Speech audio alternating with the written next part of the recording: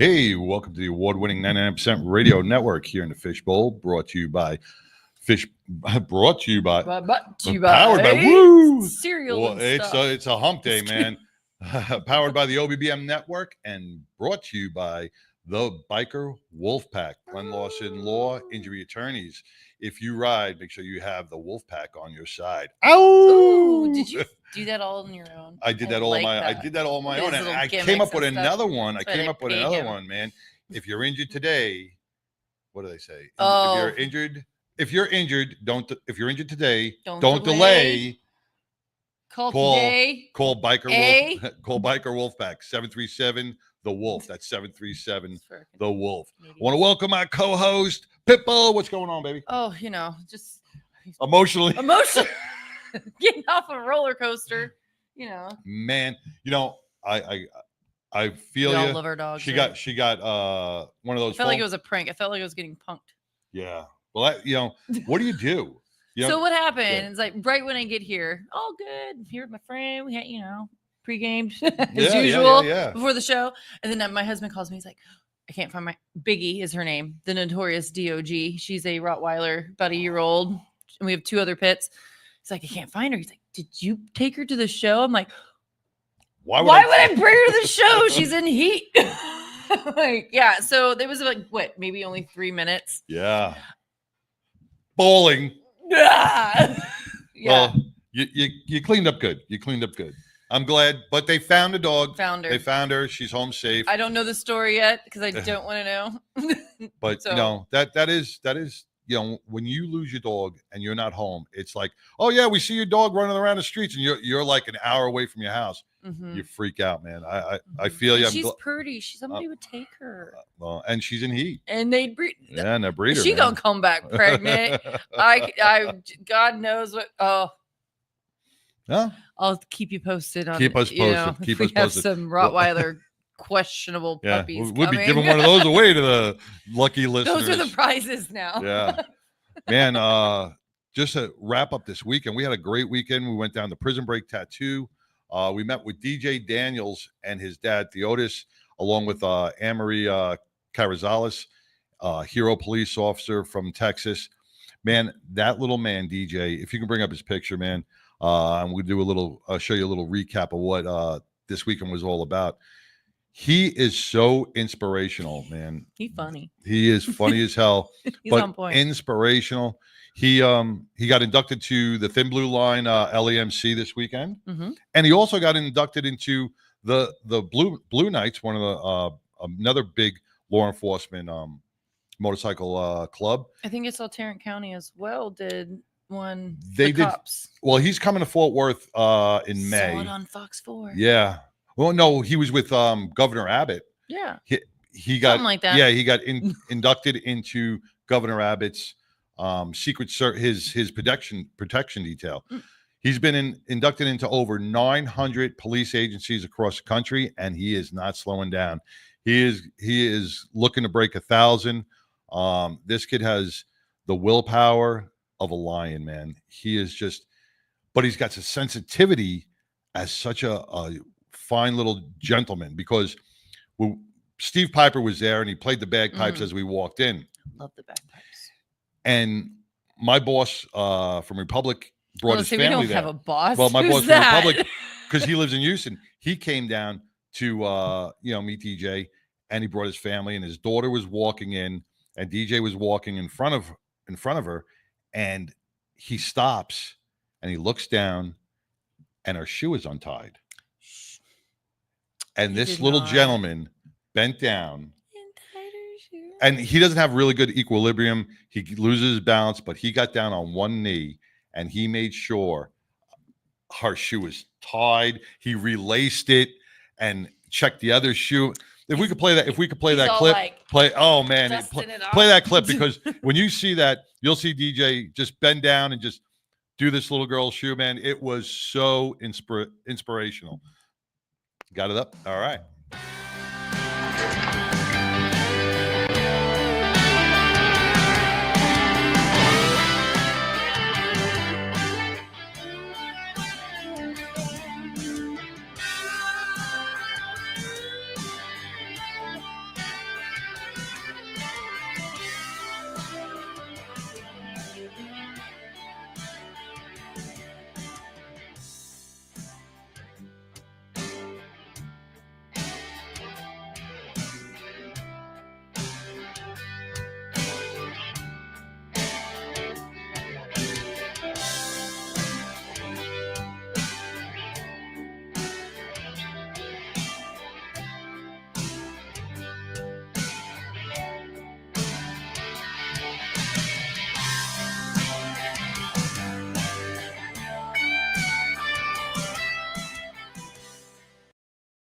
Hey, welcome back to the 99% Radio Network here in the Fishbowl. Man, if you've seen that video of DJ Daniels, it was just, like I said, man, inspirational. This kid lives in the moment. He doesn't worry about tomorrow. He doesn't care about yesterday. And I see where he gets all of his strength from. I got to sit down with Theodis, his dad, who is a Navy veteran, and he is just one of the strongest men I know. For a dad to have to go through this on his own, he's a single dad, and to be able to raise 3 kids. Theodis's mom was murdered, and he's lived a life of challenges. And now this with DJ. Now DJ had 13 surgeries, and they thought they had the last 2 tumors out of his brain, and now he's got 4 more that have attached to his spinal cord. No way. Yeah, but you know what? The kid just he's strong. He's just like, you know what? Whatever God's will is God's will, and for that to come out of a 13-year-old's mouth, we should all live like that. If it's God's will, it's God's will. Live each day, not worrying about what tomorrow brings or what yesterday had. Live every day for what it is. That's it, man. That's it, and that's what that kid did, and we're real happy to have met him, and he's going to be in the Fort Worth area. We'll let you guys know when, because he's just been traveling around like crazy. So we got some events coming up. Just some. Just a few. We will Brotherhood for the Fallen, I think, is the next one, right? Yeah. Well, I'm going to start off with the Celebrity Softball Classic. Yes. Which is coming up in October 4th. Tickets start going on sale July 4th. Man, get your tickets quick, because that is an amazing event for our veterans, first responders. And that is at the Riders Field in Frisco. It's hosted by Verve Forever Foundation. And what they do is all the money that is raised, and last year I think they raised somewhere in the neighborhood of $750,000. And it's distributed throughout about 12 or 15 different veteran first responders and children organizations. So everybody gets a nice check. All the celebrities and the athletes that show up to this show up on their own dime. Nobody is paid for this. It's all volunteer, and it just keeps getting bigger and bigger each year. This year, it's going to be the 10th. If you want to be a donor, or if you want to sponsor something, you can go to the Give Butter page.com. Go to the celebrity softball classic page, and it will bring you over to the Give Butter page, and then you can make your donation. You can help out this wonderful charity, and we're going to keep you updated as we move on.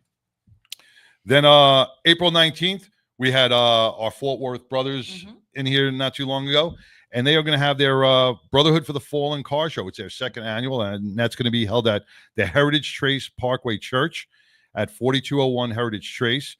Registration for your car is $30. Pre-registration is $25. And for more info, contact EK at 817-226-9960. And that was a good turnout. Last year, it was probably a couple of hundred cars. Yeah, that church has a big spread out parking lot. Yeah, it was a good turnout. All the money raised from there, that's another volunteer organization. All the money raised at the Brotherhood for the Fallen car show goes to helping our fallen officers and their families. Brotherhood of the Fallen travels across the country. They send 2 representatives from each chapter and attend the funerals and try to support the family. So in these small little rural police departments where people aren't showing up for these funerals, it gives the family a little solace that, hey, representatives from Texas or now in Kansas or Montana, and we care. It helps them out. Just like Glenn Lawson Law, they care. They're not that big box or billboard attorney. They care. They have compassion, and they will be on your side. So if you ride, make sure you have Glenn Lawson on your side. Oh, the Biker Wolfpack. Then we're going to bring in Mindy. So let's take a quick little commercial break. Let's play the Biker Wolfpack, and then we're going to bring in Glenn and Mindy, and we're going to talk about some hops and props. Biker Wolfpack Law is a safety organization founded by myself alongside Robert Howell with the primary focus of motorcycle safety, advocacy for injured bikers, and just general protection for those injured while riding motorcycles in the great state of Texas. Biker Wolfpack Law is a division of Glenn Larson Law Injury Attorneys, which is my firm. What's different about Biker Wolfpack Law is it's a community-based, event-based connection component to make sure that motorcyclists have all of the safety information they need, all of the legal information they need, and frankly, if needed, that full-blown legal advocacy in times of injury through no fault of their own.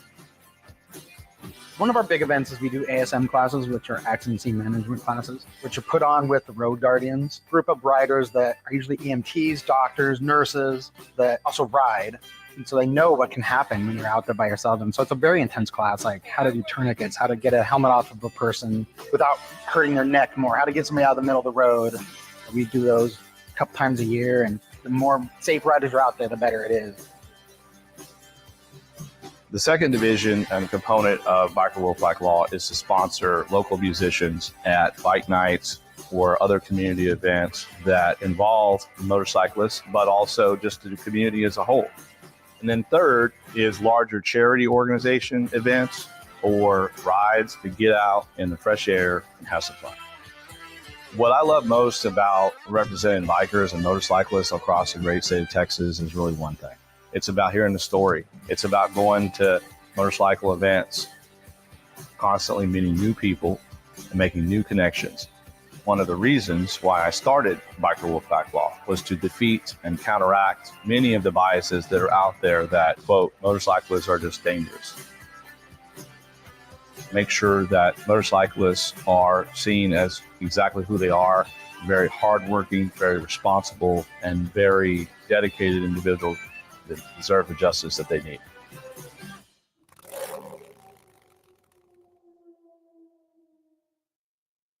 Hey, welcome back, man. That was the Biker Wolfpack. Oh, 737 The Wolf. We're here with Mindy and Glenn. What's going on, guys? What's going on? Yeah, hey, Mindy, how's it going? It's going. How are you doing there?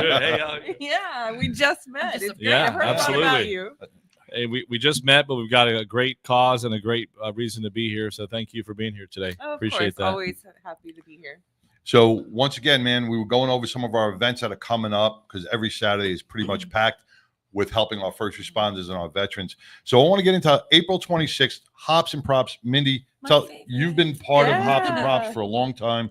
You're part of the museum. Tell us a little bit about Hops and Props. Well, if anybody that doesn't know about Hops and Props yet, it's their 10-year anniversary. They don't do, so the Fort Worth Aviation Museum doesn't do a gala. They do the Hops and Props as their big fundraiser for their entire year.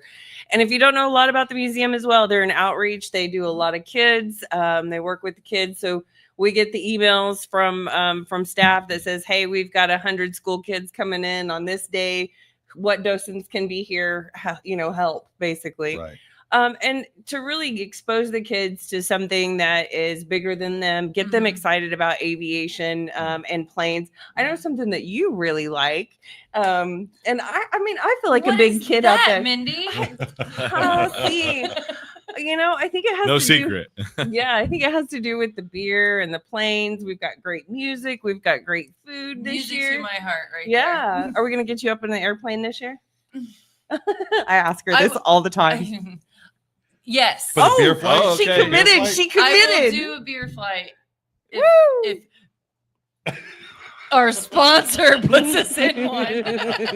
Well, he's already Well, if paid. Robert has anything to do with it, he's all over it. He's so already paying for bugging me Robert. about it, so. Yeah. And that's Robert Howell's birthday, man, from the Biker Wolfpack.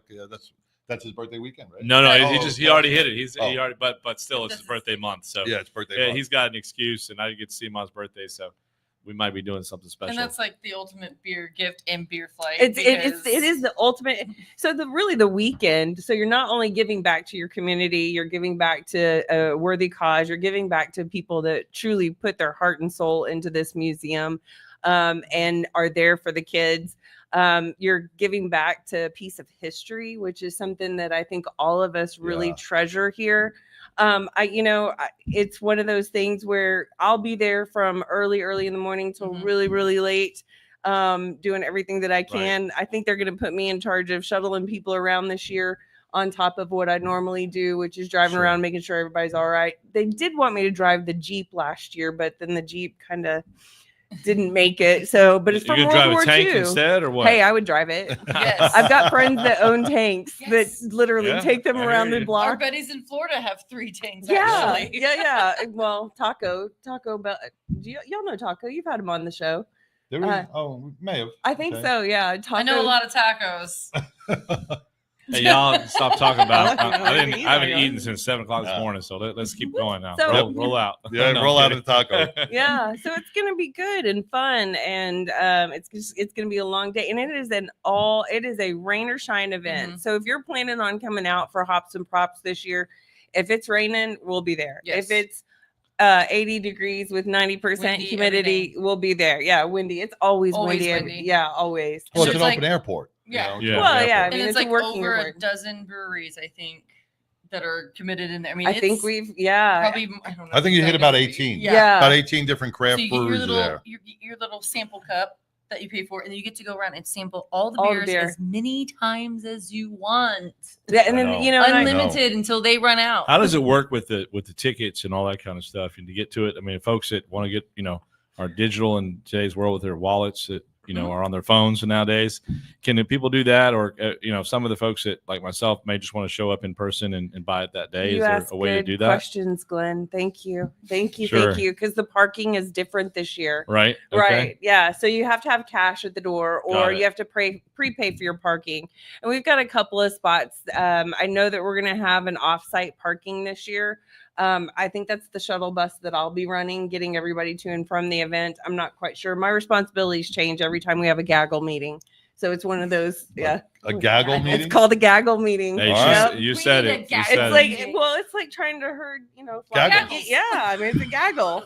Everybody's over here. Everybody's over there. A gaggle here, a gaggle there, gaggles everywhere. Gaggles everywhere. And so, yeah, so last year with our overflow parking and stuff, I mean, I was driving out to the North 40 on the airport trying to get people into the event. So, Mhm. but it was a lot of fun. I got to see you all run around and drink beer and do all the things. How is that and- different than all of our weekends? Well, Not only that, they not have different than yesterday. you got No. some wonderful vendors there supporting our military and Yes. aviation, and there's so much stuff for the kids to do. Very kid friendly. Yeah, it's very kid friendly, and like you said, these schools bring these kids for field trips where they learn history. And we were at the Vintage Air Museum where we did the pancake Mhm, breakfast, Mhm. and we met some amazing kids down there that because of these trips, they have gone into ROTC, Mhm. they have gone into aviation, they want to be flight mechanics, they want to fly airplanes. So it puts these kids in a career path other than being TikTok stars or Mhm. video junkies. It's about the history too. And plus the history. We saw some of those planes. Remember that one? What was that? The Hollywood plane, The DC-10? owned by Merv The Griffin. DC-10 Oh, no, was yeah, good. The one yeah, that everybody yeah. ran, the DC-10. Yeah. Are you talking about the one in the hangar that we saw? Yes, the one. No, not the one with the Which- machine guns. No, I The- know. The other one that I think it was the Hollywood whatever it was a King Air, Corsair or something like Yeah, that. Corsair. Yeah, it was a Corsair. But it was owned by like a TV mogul. Yeah, You did yeah, the it was. interview. Yeah, You did the interview. Yeah, it was Yeah. owned by Merv Griffin. Yeah. And like Burt Reynolds flew on it. Yeah. All these big Hollywood stars, not Diana Ross, Dinah Shore, all of them back in the Close. 50s and 60s. The So stories that the sto- airplane could oh tell. my God, I didn't want to go in there with a blue light at all, I man. bet they're on the list. Yeah, Gene Hackman, God rest his soul, he flew the plane. So you get to see the flight log and all these heroes and stars and everything else Mhm. that were part of really making history.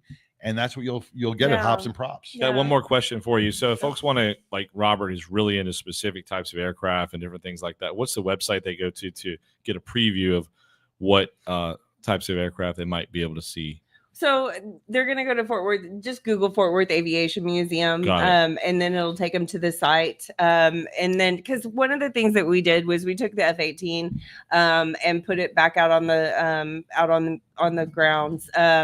And the day before, like actually, it's about the week before. I mean, we're out running around putting ant bait down because we don't want the kids getting stung by fire ants. All the details, right? Yeah, we can't help it. Yeah. It's Texas. The best way, I would definitely say that the best way to find out about Hops and Props is to go on Facebook. Yeah. They've got a great big presence there.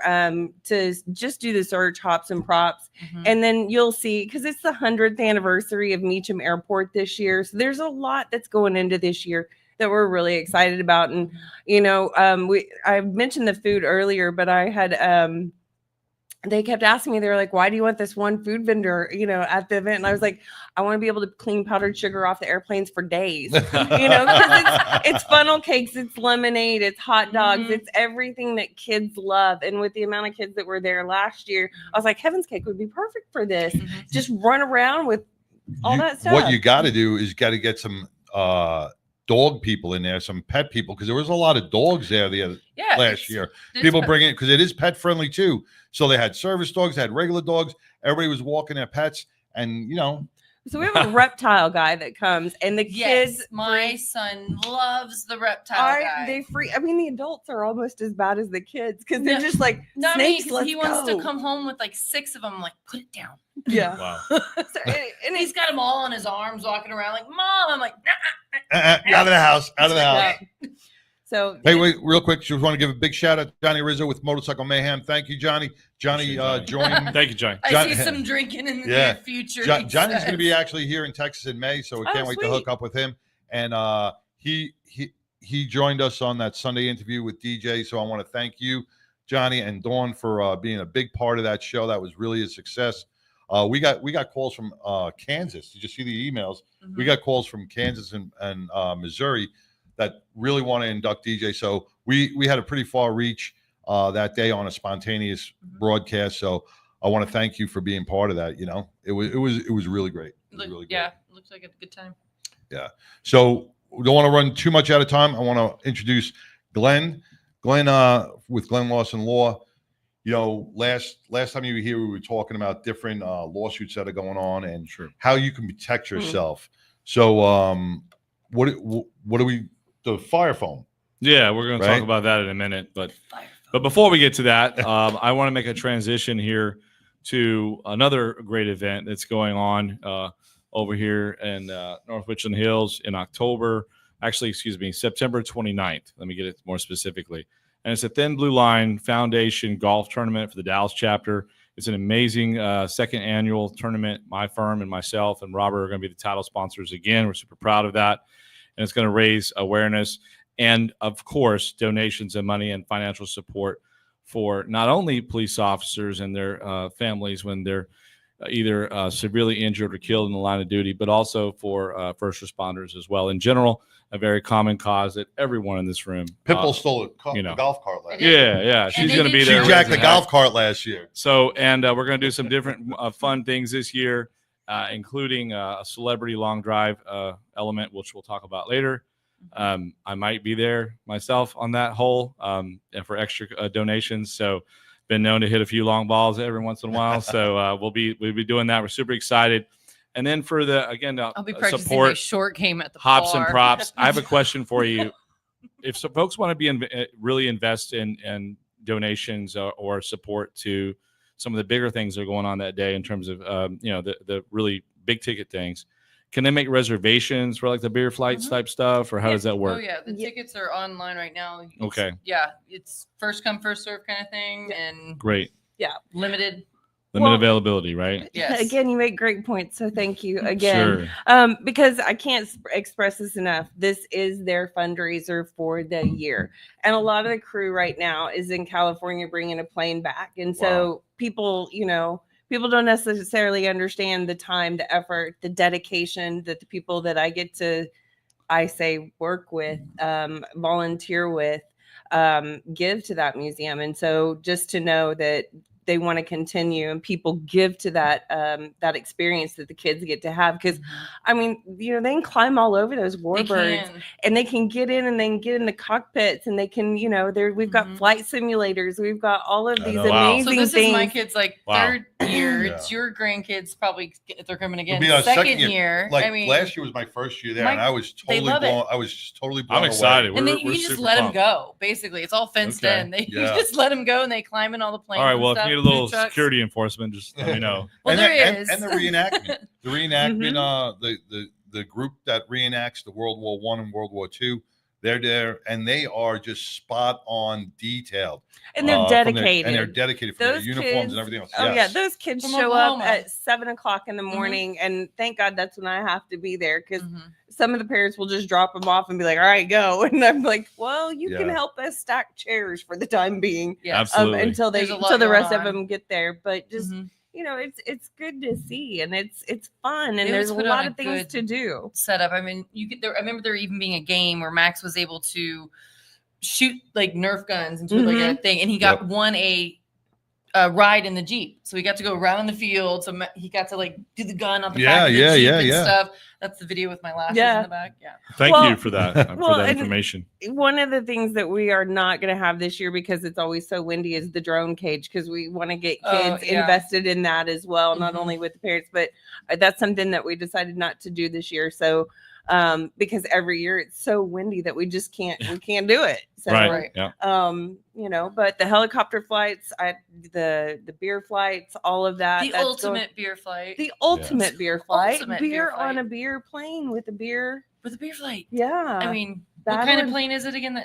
So they take the DC-10 up. Yeah. Very cool. It's impressive. It is impressive. It's amazing to know the passion that you have in this project, and that project brings, because I believe it brings out the best in what America once was and all of that. Yes. And so I'm not going to start washing the dishes down the corner and talk about politics today. But, you know, I think we can all agree that the foundations of what, you know, during that time, especially in the World War II principles that were, you know, a very common, most unified country in a lot of aspects, maybe not in all aspects, but some of those principles from days begone need to come back. Okay. So one of which is being passionate about something you believe in. And that's a good transition for me, if I could. Hell yeah, go. So earlier, a couple weeks ago, I spoke about what are some of the principles of hiring a great personal injury lawyer, and what should you look for. And I want to give a little more detail, and I'm going to give 3 things today. Number 1 is passion. You've got to hire somebody that's passionate about representing people and serving them with a servant heart and producing results and connecting with them to tell their story. If you don't hear passion in the person that you're speaking with from the firm that you're hiring, move on. Number 2, it's very clear that you have to have a unified team that you're hiring, i.e. the wolf pack, okay, or whichever firm you're going to go with. It's a unified approach. It's a very, very traumatic time for a lot of people, or worse. And so you have to have a sense of cohesiveness, a sense of these people not only get me, but they get my story, and they've got my back the whole time, and they're going to guide me through the process. It's the peace of mind. So the second principle, besides the first principle was just passion, the second principle is a unification or a unified front. And the third one, most importantly, is someone that's absolutely certain, and they do only that. Do not hire someone that is a jack of all trades. Oh, my brother is a lawyer that does family law. I don't care. I don't do divorces. I never will. I don't care. I wish you the best in your experience, but we do one thing and we do it really well. And that's the principle you should look for every single time.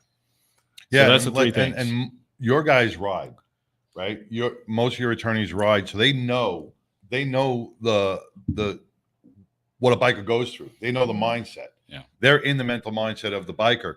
So when they bring this, when they talk to the family, they know what the biker was going through prior, during, and the actions of the autos and what he saw. And you can't get that off a billboard attorney. The bottom line is you just gotta, you know, like back in the day, 100 years ago, in the days of Ellis Island, all that kind of stuff, the hands that built the country. Okay. The bottom line is a roofer was a roofer, a painter was a painter, a owner of a merchant store was an owner of a merchant store. It's kind of a bad example, but you had one trade and you did it really well and you stayed with it and you were passionate about it and you served your family and you fed your dog and you made a living along the way and you helped people, and together as a team, as a unified approach, it worked. And today's approach of diversification and blah, blah, blah, it just, it doesn't at least vet with me personally. All right. So I'm done with that little rant. So now I got to give some information, if that's okay with you. Sure. Yep. Cool. Yep. All right. So there's two pieces of information that the general public needs to know about, especially those in law enforcement, especially those that live near Air Force bases, military bases, or live near fire stations or things of that nature, where the water, unfortunately, due to some 3M products over the years, that a lot of this stuff we see in the Teflon stuff that's water based, that is polyfluoroalkyl, and it has basically washed into the public sector. And when I mean the public sector, the entire world. Okay. 1978, 3M basically continued to create these products. And still to this day, unfortunately, this polyfluoroalkyl has been found in polar bear blood. It's been found in pretty much 98% of the human population. And here's the deal. If you or a loved one suffer from kidney cancer or testicular cancer and you live in or near a military base or in a high populated area, you must contact a lawyer right away, including my firm if you'd like to, because the window for making those claims is closing in this summer in June. So bottom line, if you suffer from those things, it's really, really serious. And those are what's called mass tort, but I just need to provide the information because it's well known. And then next year, if you're a property owner, you may have a right to claim compensation for remedial measures such as your whole yard being uprooted because it has this poison in it that we all have. Okay. Then next topic is really passionate, simple process, and it has to do with what are called port catheters. When I first heard the word catheter, I thought, oh my God, what, no thanks, right? When you say that, I already get a twinge. So a catheter is just a vessel. It's a medical device that goes in the body to allow some types of substance to come into the body. And a port catheter, it means that it's underneath the skin. Okay. And there's a manufacturer out there called Bard. 400,000 of these Bard port catheters are put in the United States citizens every year. 400,000 on average. They have a 60% failure rate. Oh. And this isn't well known. You can look it up. And so the issue is this.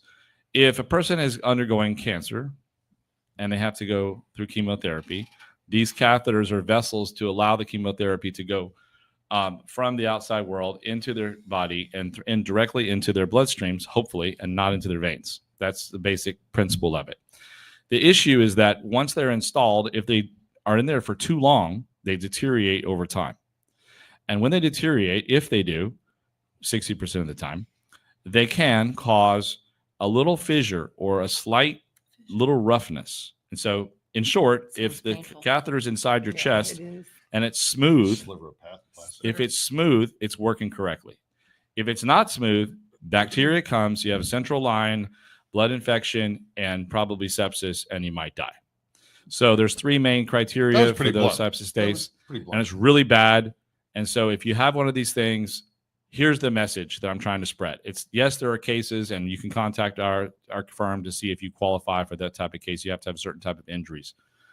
It's in the federal court system, and we're working through all that with some of the other firms that are on the leads of that project. But here's the bottom line. What they're not telling you on the warning label is that if you have one of those things in your body and you're so excited that you're cancer-free or you're getting better, get the damn thing out of your system. Okay, it needs to come out. And if you look at other places in the world, that disclaimer is made by BART. However, in the United States, they don't make that disclaimer for a lot of other monetary reasons that they want to keep selling 400,000 of them every year. The bottom line is, if you have one of those things in your body, please make sure to check with your provider and get it out as soon as you possibly can. That's my message.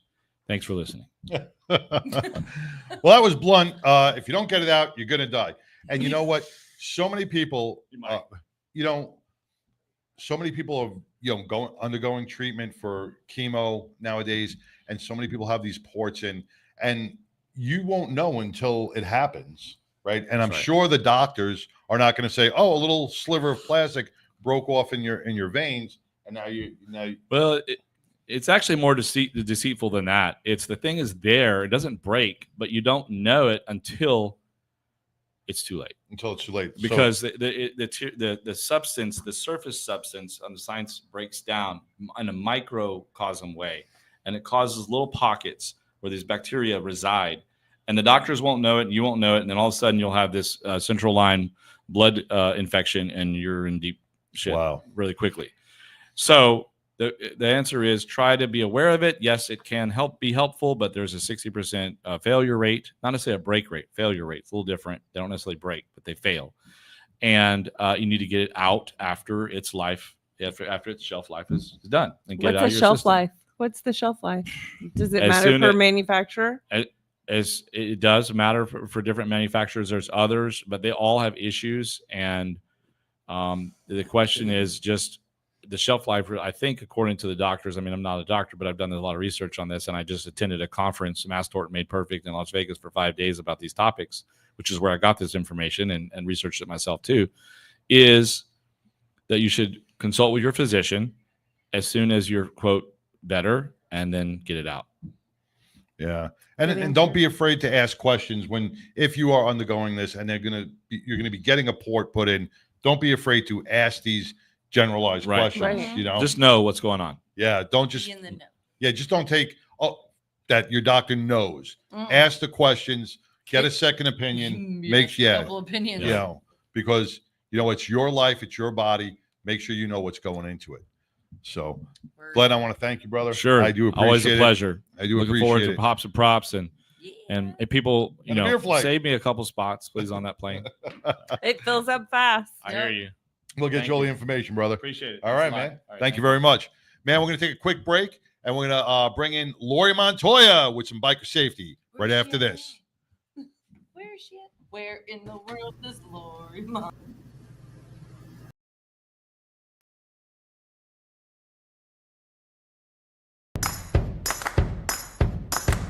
Walking down the sidewalk, kicking my feet as I'm moving to the music. Step to the beat. I woke up today, canceled all my plans, and I stepped right.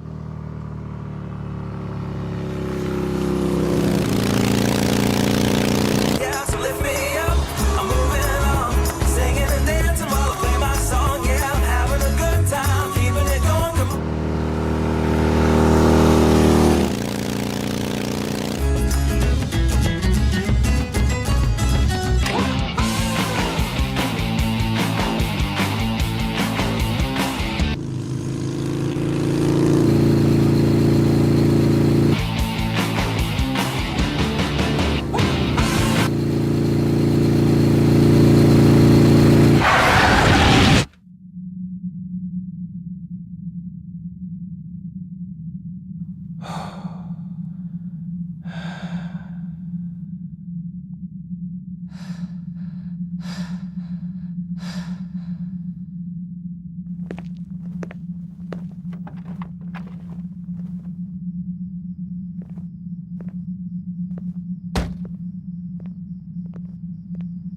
What is wrong with you? Are you stupid? Didn't see you, I'm so sorry. You pulled right out in front of me. Wait, you see that big bike with a bright headlight shining right at you? I'm sorry. Yeah, a lot of good that does me now. I can't believe this. I gotta show you some things, kid. And you need to listen. Listen good. Don't forget anything that I'm gonna say. No, I won't. I won't forget. I don't think we got much time. Get in.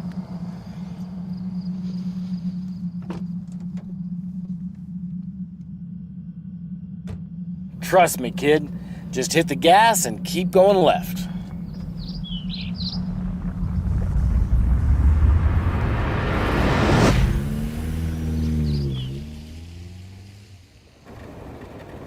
Pull over in that spot.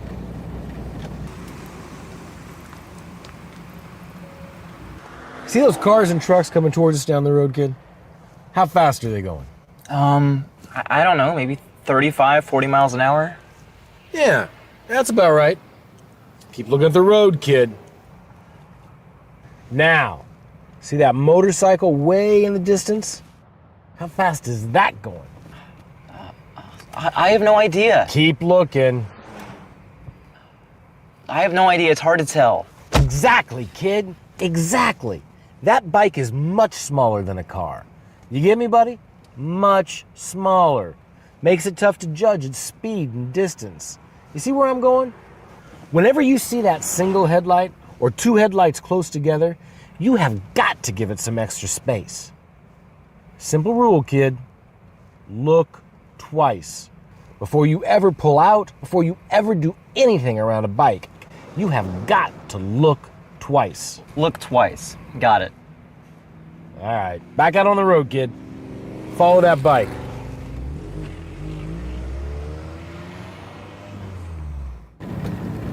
Give him a little breathing space. You see that taillight? How big is it? Looks pretty small from here. Exactly. And you know what else? Because those taillights are always on, It's a heck of a lot harder to notice when they put on their brakes, especially in the daytime. See what he did there?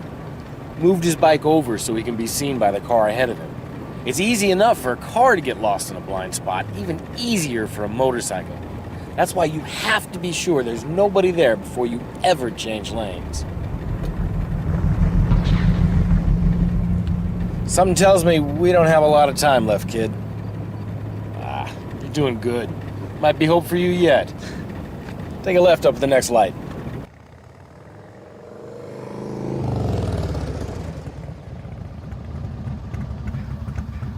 Big Bear! Wild Bill! Hey, buddy. Nice ride, man. Why aren't you on your bike? Big Bear! Wild Bill! Dog! Teaching the kid how to drive around bikes. See you later. Look at that! Bikes accelerate so much faster than cars, and they brake faster than most cars too, so don't ever get too close. We gotta get back. Motorcycles are vulnerable around any kind of car, kid. A little dent for you could be something horrible for us. Doesn't matter who's at fault, the rider always gets the worst of it. I got it. Serious injury or even death. I got it. Seriously. I got it, Big Bear. Call me Randy, kid. Randy?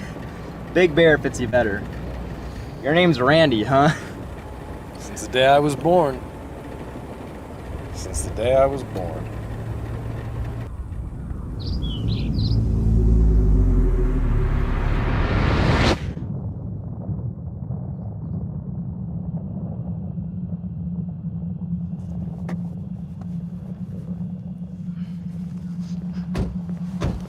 You got a name, kid? Ian. It's Ian. Ian. You're all right, Ian. Makes this all the harder. Don't go back to your bike, Big Bear. Got to. You need to get in your car. Now. Just stay. We can change what's... Don't work that way, kid.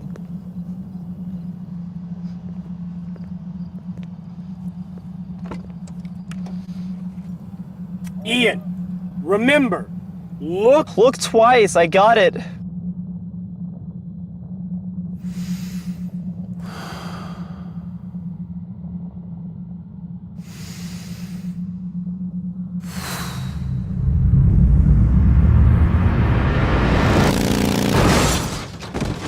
No! Randy, no!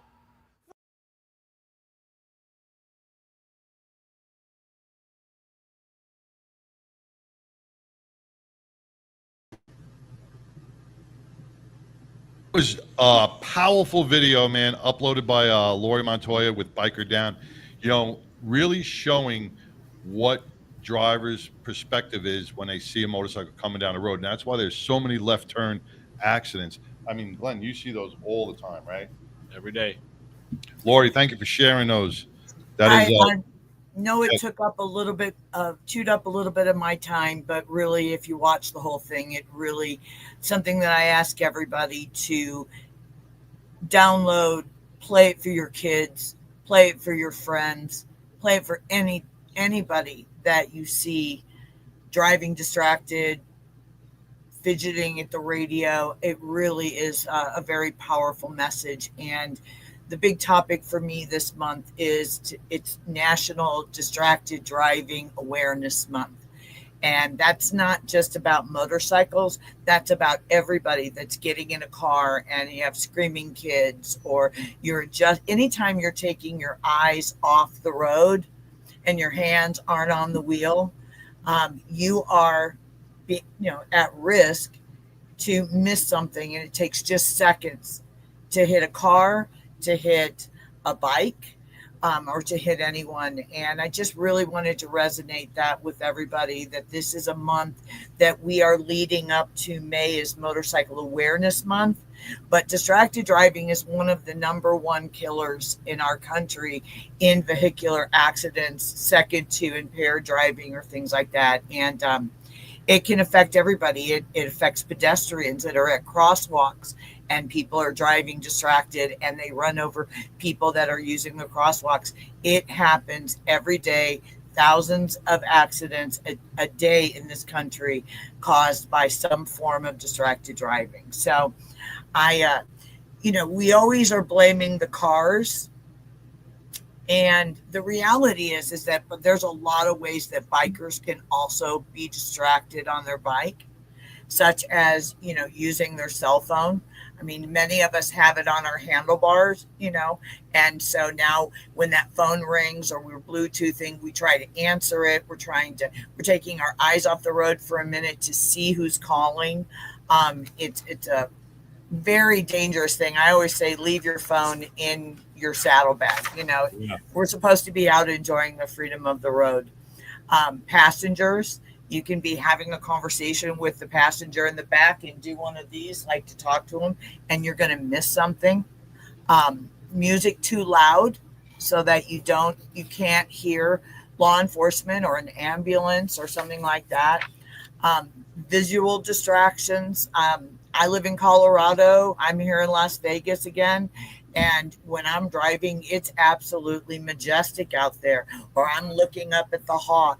I always say passengers get to see more of the road and the beauty than the motorcycle rider, but it is possible for a motorcycle rider to get distracted. Fatigue is also a very big one for motorcycle riders to be aware of, as far as being too tired.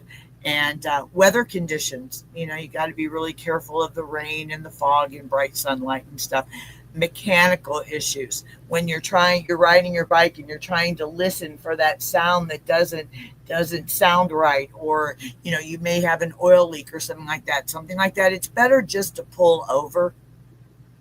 Your friends that love you will wait, or you can catch up to them. But it just really is. We've had a lot of rider error in my area, and a lot of my help requests are some form of rider error, So just being very thoughtful of, when you're riding, just to enjoy the ride and pay attention. And again, drivers, that radio station change or your kids, all of it can wait by just pulling over. So it's kind of my message for the day. No, Laura, you bring up some great points. I'm just going to elaborate on that. Is like when you talk about mechanical, how many guys on their bikes or ladies, before you even get on your bike, do a bike inspection of it. Most of us park our bikes in our garage, right? How many times are you doing other work in your garage? You drop some screws, right? Do we check our tires for any screws that's going to possibly end up with a blowout on the road? Are we looking under our bike to see if something is leaking? If maybe everything's tightened, everything. Yeah. Many of us have gotten. Glenn could even tell you that air pressure in your tires is one of the leading reasons for the wobble that you get and things like that. It's really amazing how many of us don't check our air pressure before we ride, and it's really, really important, especially when you're changing seasons. It could be in Colorado, it could be super cold, and but I can still ride, and then all of a sudden it's 70, 80 degrees, and so you've got to really check your tire pressure. That's very true, especially when you're going up Highway 550 through Durango and up that way. If you're coming from New Mexico up into Colorado, you're gonna hit, you're gonna have 5,000 feet of elevation change. The elevation and so therefore your temperature is going to change, and so you got all these different adjustments. So my rule of thumb has always been, hey, if you're changing you're putting your jacket on, check your tires too, right? So not a bad idea. Just know that, and just have a little like punch list or something, or a mental reminder, a sticky note or whatever, a sticker, or something that'll flash a memory thing to remind to check that, because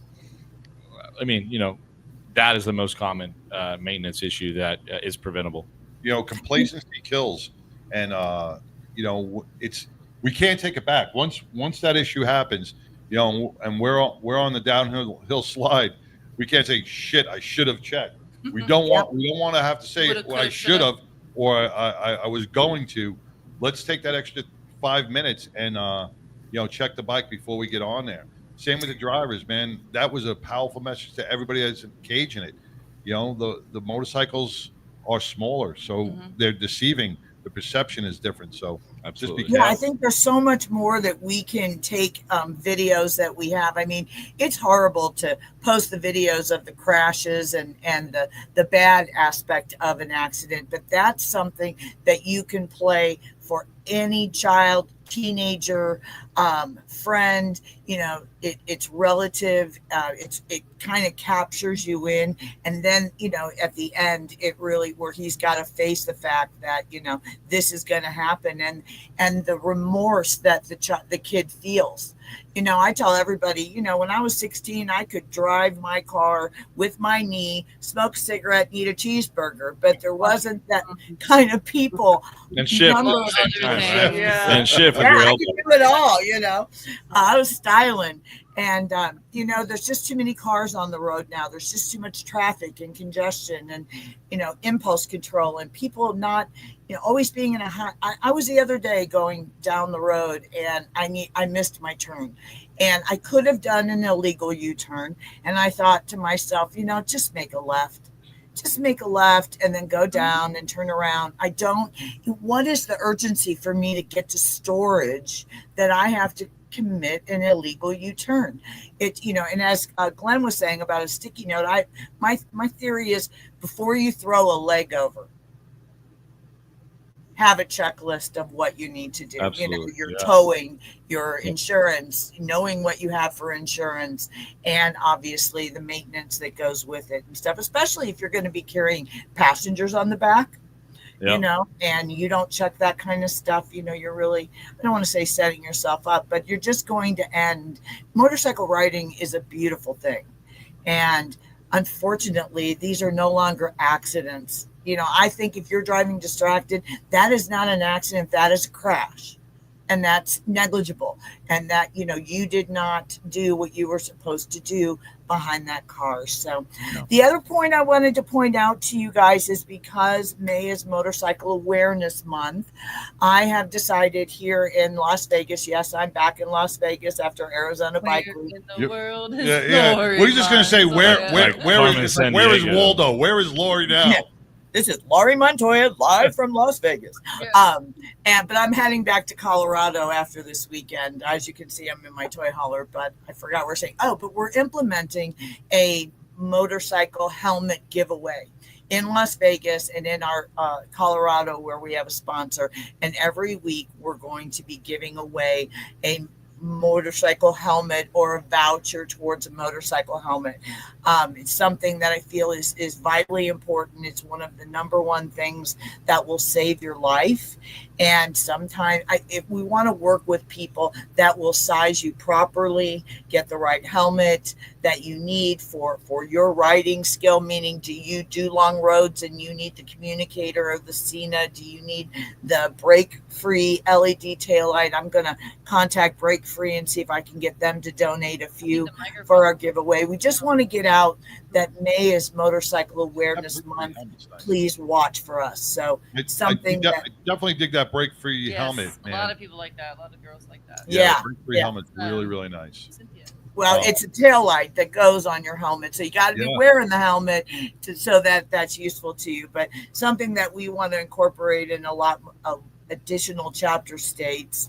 I just think it's a great way for us to community partner with dealerships that sell helmets that will properly fit you. So I will post that link with you guys. Getting a comment right now, Cynthia. That's who I was just saying. Yeah, we were just talking about her. Hi, Cynthia. Yeah, she's got one of the brake-free helmets, and she loves hers, man. Who's Cynthia? She's a Betty. She's a Betty. One of the Battling Betties. And got a brake-free helmet. she's an Indian rider. All right. Yeah, it really is, especially when he was kind of talking about in that video when he was talking about how small the tail light is and how it's always on, and in the daylight. So if you have that brake-free tail light on your helmet that's not on, and then all of a sudden it lights up when you stop, could be the difference between, getting crashed into or not. So I just doing everything we can to keep riders safe and keep people safe, and just do our mission of helping injured motorcycle riders where we can. Well, thank you, Lori. Yeah, I got two things I want to add just really quick, really fast. Can I? Yeah. Okay, so to add some science and some information to what Lori's talking about with distracted driving, there's a University of Utah study that was done quite some time ago out there comparing the negligence, the time involved with people who were killed in motor vehicle crashes or motorcycle crashes, and they're comparing their brainwave studies due to data downloads from the ECM modules of these vehicles and the phones and the texting. And the correlation was when someone is texting and driving, the level of distraction is more than being 0.24 level of intoxication.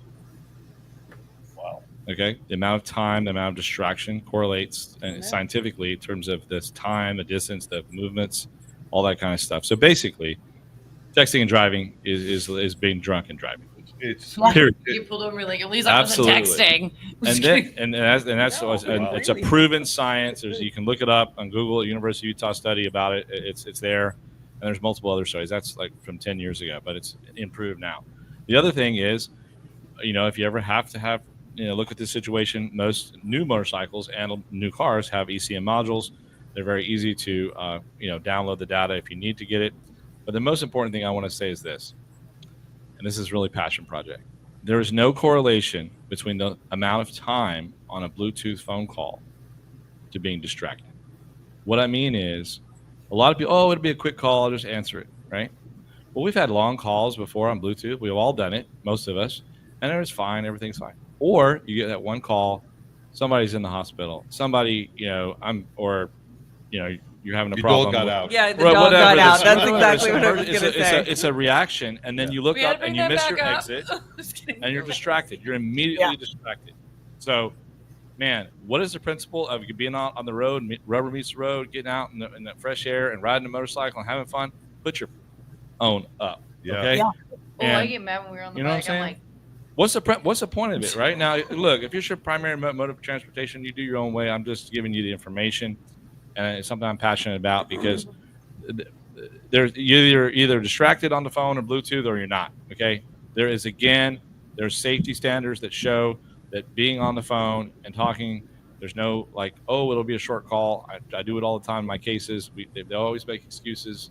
Oh, well, it wouldn't be a short. I'm sorry. No, you had a conscious choice to pick that phone call up. Don't do it. Put it down and stay attention and enjoy your motorcycle. Absolutely.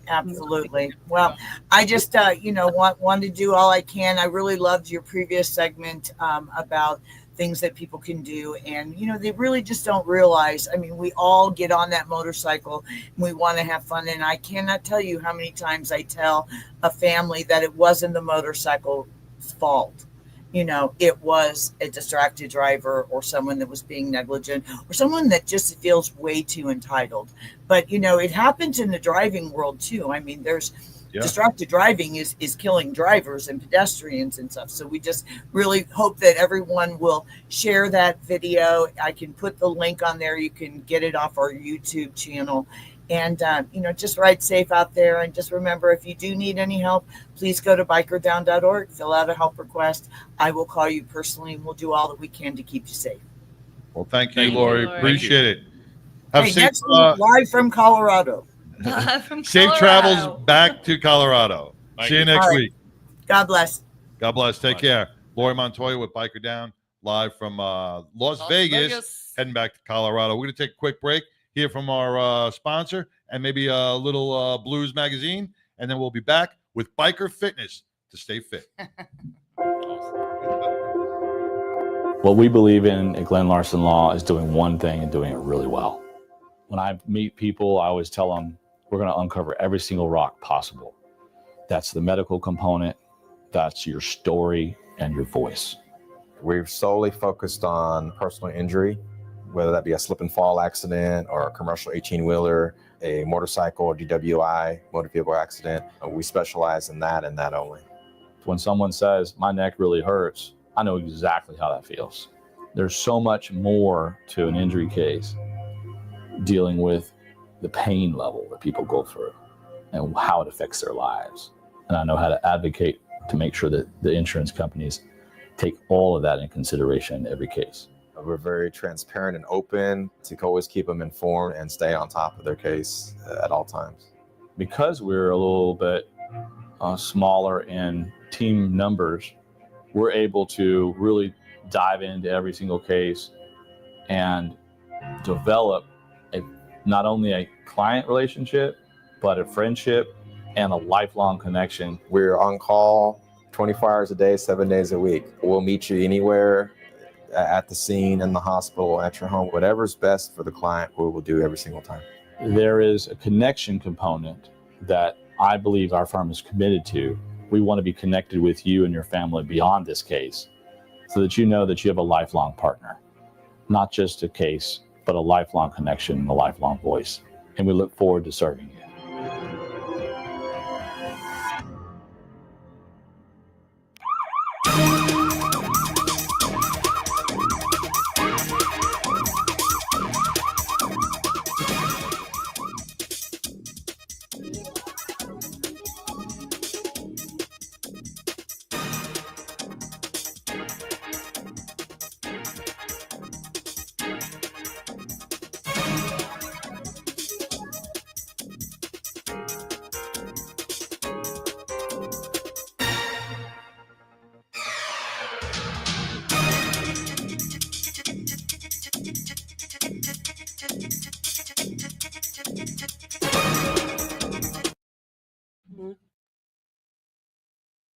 Hey, welcome back to the 99% Radio Network here in the Fishbowl, man, brought to you by Glenn Lawson Law, Accident and Injury Attorneys, and the Biker Wolf Pack. Oh!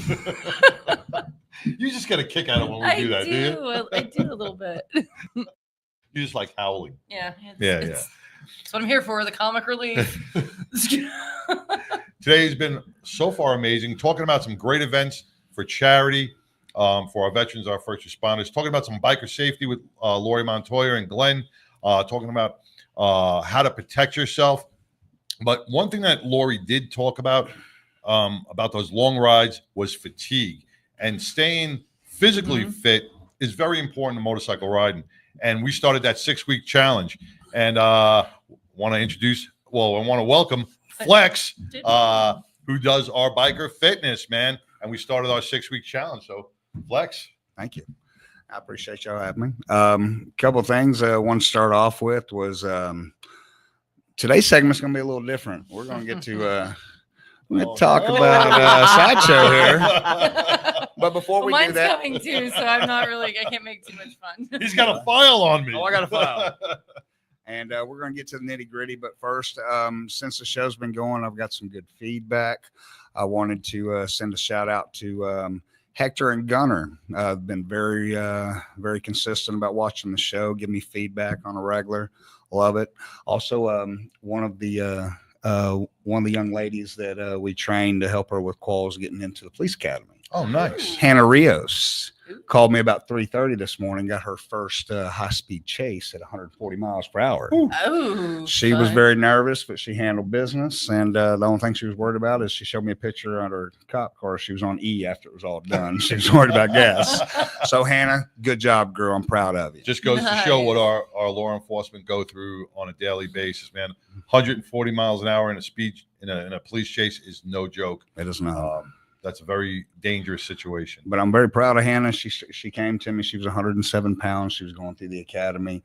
We had to work on, that's like my left thigh. power. Yeah, You're right. Good gosh. But I tell you, when we started working together, she had nothing but grit. She her eating was right. She was consistent, and the great thing is what started as some trouble. She when she graduated, she got most improved recruit or most Best in show. Oh, absolutely. That's how I relate it. Grand champion right there. So I wanted to, she called me this morning. That was fresh. So I wanted to give a shout out. That was great. Oh yeah. So today's segment was more. We talk about biker fitness, wellness. Well, we got a gentleman right here that he likes this biker right here that likes to. I'm still in to pain. ride just a little bit right there. Are you still in pain from the workout?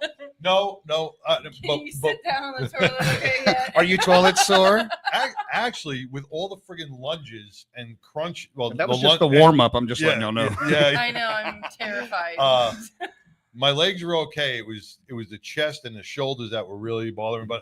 But before I even start, I want to tell you, you were extremely professional when I came in there. I thought it was, truthfully, because me and you were friends. Sure. And I thought it was going to be like, all right, two guys just working out. No, he's like, when I went to Anytime Fitness, and from the moment I walked into the gym, that whole staff is amazing. Yeah, they are. The whole staff is amazing.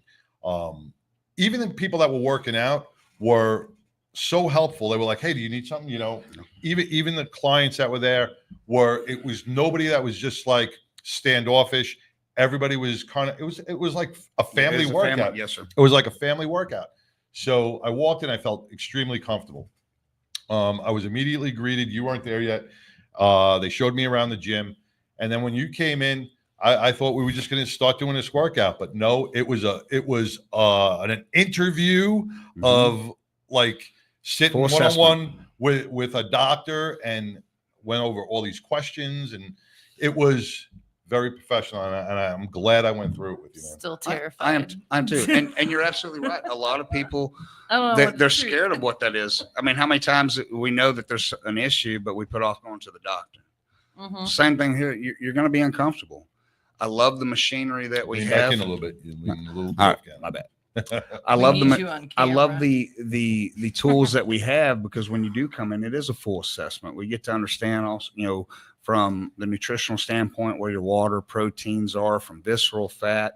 It's amazing because we get time to know what your goals are, but we get to know what's going on inside and out. Yeah. And really getting to know who you are, what goals were, not for the show, not for a 6-week challenge. You ride bikes on a regular basis. And my thing is I want to help the masses that either A, you're overweight, B, you eat shitty, 2, you're serious about your riding, but how can we get better?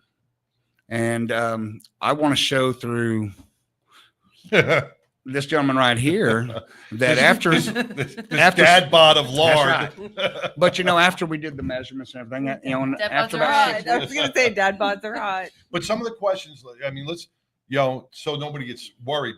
The questions that you were asking me weren't evasive or anything, but they were just, you had to be truly honest with yourself, and he gives you a 100% assessment. So like some of the questions you asked me medically, certain things to make sure. The folder, he opened up the folder. Well, certain medical questions, because want to make sure what your limitations are, what your capabilities are. If you have heart issues, if you have shoulder issues, surgeries, stuff like that. So be prepared to answer some of those medical questions, because he doesn't want to hurt you. Be honest with it, because that way we know how to maneuver, modify to get good results, but not hurt any existing injuries, knees, lower back, shoulders. We get all of that. I'm bionic. You are? I got titanium up my spine. Do you? I do. How's that feel? Chili. It's okay. I mean, I can tell like when I'm not working out, I get more issues. Can you tell between the temperature changes, cold and hot? Rain. Really? Yeah. Yeah. Achy. Yeah. Hmm. Yeah. I got you. Well, John, Did they insert? I'm sorry. Just didn't know which way they inserted that. Now I'm gonna Through put the back. I'm gonna put all Sideshow's business out there. That's fine. Okay. So we do it when you come out. We do a PAR-Q, obviously for the medical release, and also kind of know what injuries, what limitations you have. Then we put you under an EVOLT scan, and what I love about this is it goes internally. We talk about lean body to body fat mass to protein to water that you're holding, body fat percentage to your visceral fat. So when I looked at Sideshow, we had a weight of 251 pounds. Coming in strong. Now the great thing is his bio age matched exactly who he Right. It wasn't 65. It wasn't 65 out of the 58. You are what you are. You are what you are. You're 58 all day, every day. You're 50. So to do the body scan, you just disrobe, right? In front of, Wait. Yeah, that's it. You're in front of the gym. You full Monty, and then we hook you up to some electrode shots through the body. No, I'm just playing. I'm just playing. The body scan is not invasive or anything. It's two handles that you hold. You stand on a plate on your bare feet because your feet really read everything, right? Everything, all the toxins, everything that's you have is going to be read outside your feet. You hold these scans. And I don't know how that reads it, but it's not like a circle scan. It's just body scans, right? And I want to say that Pitbull's laughing over there. She's next. I know. I'm terrified. I hope that you talk as much crap on this show because when we get you on here, you're on the hot seat, girl. Come on, talk shit. I already know. That's why I'm terrified. We'll see what your bio age is. We'll see what your bio age is. This is not a sunburn. This is like flustered. So for my people out there, Jenny Rizzo from Motorcycle Mayhem. Thank God this guy is not on my fat ass show. You're next. Johnny, you're next. You're Johnny, you're next. We're shipping him over there. I will be calling you after the show. All right. So what we have, we're going to put him out there. So we had a weight of 251. I believe we had a goal of 220. Is that 220. Right, John? Yep. And what was amazing to me is the body fat percentage. Well, when we first started about body fat, I was like, listen, I'm not looking at like 4% or 5%. I don't want to. I said, let's get down to about a 15. You even said it. Let's do about a 15 to 20% body fat. And then what did we come up with? Well, you were a little above that at 23.6%, which I was still proud of that. Yeah, I don't know where. Sounds like you're on goal. Now, the couple things to look at is your lean body mass was 192 pounds and your body fat mass was 59.3 pounds. A little high, but these are just starting numbers. Protein, we want somewhere between 24 and 29. We were at about 39%. And then your water weight, you're holding about 138 pounds of water. Wow. So with what that tells me right there, That's and a what lot the of body beer water, fat huh? we can work on the nutrition. All right. So what makes you retain water? Lots of sodium, right? A lot of sodium, salt, imbalance a lot of processed electrolytes. foods. Yeah. Okay. Yes, all right. Beer. And are you doing a lot of that? No, truthfully, I do not eat a lot of. I don't drink a lot of sodas. I'm not a big sugar eater. But I do eat some pastas, some breads. Well, so you are such a stereotype. I'm from New York. I eat a lot of pasta. But the great thing is there's two things. One, it's all about moderation. But my thing is those are good foods to eat. But when's the best time to eat them? Now I will say this: if you're having those for dinner time, guys, make sure that you ingest the last bit of your food about 3 hours before you go to bed. Reason being is because when you go to bed, your metabolism fires up and all that blood's redirected to what it needs from protein synthesis and everything else. So it goes away from the stomach. So whatever you had in your stomach overnight, with that processing, it's going to sit there and sour on you. See, that's the problem. Like I work late or I got to cook for my father-in-law late. So I'll eat it. Have dinner ready at 7. I'll eat 7:30. You gotta stay up 3 hours. Then I gotta wait. I got to be up at 4 a.m. So I'm in bed by 8:30. So probably an hour after I eat dinner, I'm already in bed. Okay, so then how we combat that is we know we need to figure out what our daily caloric intake is. The machine's great, but if you want to kind of eyeball it, 11 times your weight. That will give you a good estimate or guesstimate on what your daily caloric intake is. If you want to lose weight, take 500 pounds off that. If you're trying to build muscle and gain weight, add 500 pounds to that. Or I'm sorry, 500 calories. Add 500 pounds. Oh. Yeah, 500 calories. I was getting ready to say that. Yeah, doesn't 500. sound even- 500 that doesn't pounds. sound right. Yeah, yeah. You'll be fine. Let me just give a big shout out to Mark over in Canada, Moto Mark. He's an amazing artist, going to be on the High Seas Rally this year, raised a lot of money through all his artwork. Check out Moto Mark's Hey, Mark. artwork. He does a lot of veteran first responder, a lot of great pieces. So check out him and support him because he does give back to a lot of foundations and organizations. What's up with Thank you for Johnny? tuning in, Mark. I want to know what Johnny Rizzo's saying hell no to. Oh, What's he got going on over there? Johnny, we need to know more about this, buddy. Yeah. What's hell no to? Yeah. Johnny, well, it's probably about the pasta because Johnny's all about pasta, pizza, and He's Johnny and Steaks. and Pringles. Steaks. Johnny likes the carb load. He I likes get the it. carb load. Johnny got it. does. He's on a keto carb. Now coming back, it did show what your basal metabolic rate is, meaning if you were to lay in bed all day and not do a damn thing, how many calories your body would need to maintain exactly where That's what I want to know. I want to know how many days I'm allowed to do that. Yeah, you are not allowed to do that at all. Okay.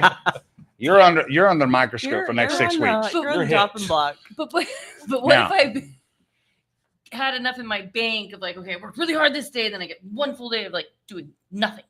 You know, and that's great. And you That's know what what? I want. And it brings me to something that I heard one time, and I love it. You're gonna It's hit like, me hey, with something. doctor, Every you day. just diagnosed me with cancer. Please cure me as slowly as possible. Yeah. There You're you go. a dick. I know. It's Every day. So if you weren't laying around all day and doing something really because don't. you're I going to don't have have time it, for that, you're going to actually. use a restroom, you're going to go work, gym, whatever. What it's saying for him is he needs 3,466 calories a day to maintain that fabulous dad bod. Oh. Now, if he wanted to make some changes, we talked on the previous show that there's about 3,500 calories in a pound of fat. Right. So if we were to take that was that- that thing that he brought, The big old fat you were big old slapping him fat with? thing. You kept playing with. Oh, yeah.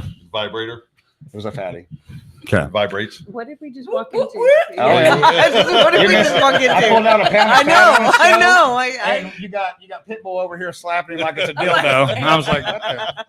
He liked it. He did. He did. a He told me little, after a the little. show it was amazing. So with this, your total Extra fee. expenditures, what we need to work on to make sure that, we don't have that excess skin, that the body's bouncing back right and the skin recovers.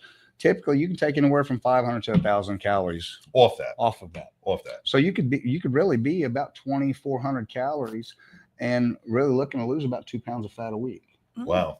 And So when they say what are you supposed to intake for nutrition level? Is it like 2,000? I mean, is that like the? Depending on your it's a slide. Now, it's different. Like I said, there's different formulas out there, but if you will take 11 times your weight, Right.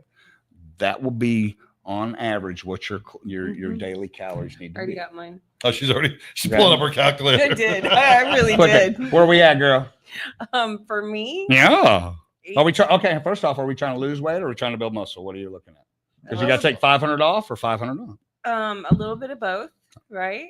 Okay. I want to lose some weight, gain some muscle mass, tone Okay. up a little So bit. where are we at on our numbers?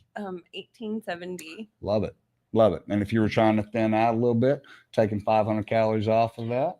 So it's a 1,200 calories. Mhm. I'm at 19. But you know what's amazing though is it only takes on average about 9 days to shrink your stomach. So if you focus on your moderate, your portion size, now, but after that 9 days, and your meals are about 400 or 500, and you're eating, every 3 hours or so. Are we going to be able to include the beer in this? Yes, but you have to include the calories that come with it. Right. Because typically That's why my meals are small and my beers are big. Okay, well, keep in mind. I am good at math. Okay, well, if you're good at math, it's almost three times the calories to protein and carbs with alcohol. So I'm not going to eat the rest of the day. You got to switch to light beer. We had a few beers before we came here today. So you got to switch to light beer. It is light beer. Cheap beer. I'd rather have a craft beer that's like 250 calories, but I'm doing the 99 craft beer with a lime in it. Well, Yeah. or like the margaritas. I was just getting ready to say, Liquor or is the probably less than margarita. Oh well, Yes. there's Well, still half a clear beer in liquors. there, though. Well, liquor is less than I calories know. than beer, so just drink But liquor. there's the But you also got to be careful about the mixture that you put in. so if you put your Coke, it's Dr. Pepper. vodka water is what you're telling me. Huh? It's vodka and water is what Is you're that what you telling me. like to drink? I will No. drink. I'm what not I telling am you allowed anything. to. Well, the I learned a champagne that long we drank time ago, yesterday. I'm not telling a woman anything. I will make suggestions. Just don't tell me no. Uh. But whoa, your wife's gonna call me. Just kidding. All right, so I already gave her your number. back to my report card. Back to my report card. Wow. So what we're looking at is as we start this 6-week challenge, which we're gonna head up on Monday. All right, we're gonna have several sessions a week.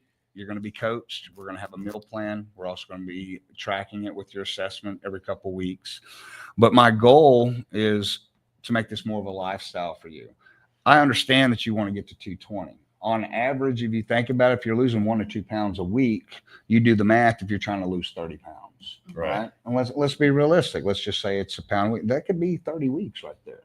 You didn't put this weight on overnight. Right. You worked to get it here. Well, it's going to take a little bit of time to get off. Right. And in this situation, it's not a race, it's a marathon.